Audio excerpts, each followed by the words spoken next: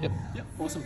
Cool, so first exercise, what we're gonna try and do is we're gonna trying to get our shoulder, our right shoulder towards our left hip, left shoulder towards the right hip. We're trying to work our lower traps.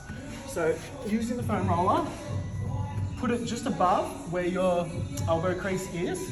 You're gonna turn your hands out, okay, chin down, and then you're going to lift up and pull those shoulder blades down.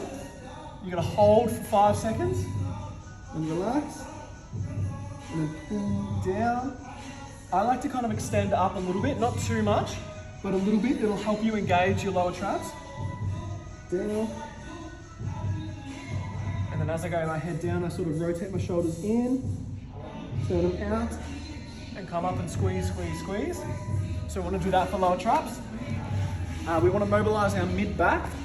So why we do this is so that we can arch when we're doing any pressing activities. So what you want to do is hold your neck just above my lower back. I've got the foam roller, and I'm going to lean back.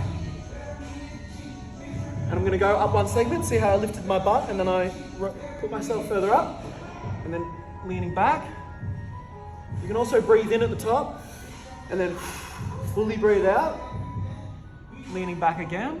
You might get a couple pops, and then you want to go one more time, and you want to go through that a couple times. That's a good one. Okay.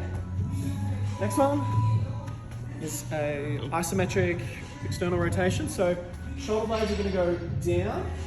Okay, so I've got down, and then I want to turn my arms out, holding, holding, holding. And I like to arch my back as well, because that's what I'm going to do when I'm doing pressing activities. So you're doing your warm-up activities similar to how you do your pressing activities. Turning this out and relax. So you're just going to do 5 reps of 10 seconds. Shoulders down, go again. Got about a 5-second break in between. Okay, and we don't want to do that, we want to do that, okay? That's the main thing. Next one is we want to work on our serratus anterior. So this is like a pre-activation exercise before we're going to do something with the kettlebell.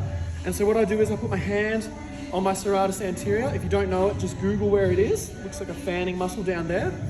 What I want to do with my shoulder is push down. With my arm, I'm going to externally rotate. And then I'm going to push my hand up without shrugging, okay? So how this looks, arm rotate out, and I'm coming up, and I'm not shrugging through my upper body. You'll almost feel like a cramp where your ribs are, and you might even feel a cramp kind of like through that like back area. But really important to sort of push the shoulder forward, down, externally rotate, and then up. That you'll have to play with that one. So do 2 times 8 reps each side. Next one.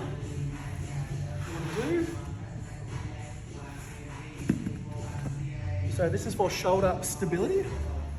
So you get your knee up on this. You're going to chuck this in the air, and you're going to squeeze your shoulder blade down and back, and then you're going to internally rotate and externally rotate as much as you can. And so that's 4 reps. I want to do 20. So that's 5, 6, 7. And you want to make sure that you're just trying to keep that as stable as possible, okay? I'm weaker on my left than I am on my right. My right is much more stable. So this is what I always do before I start.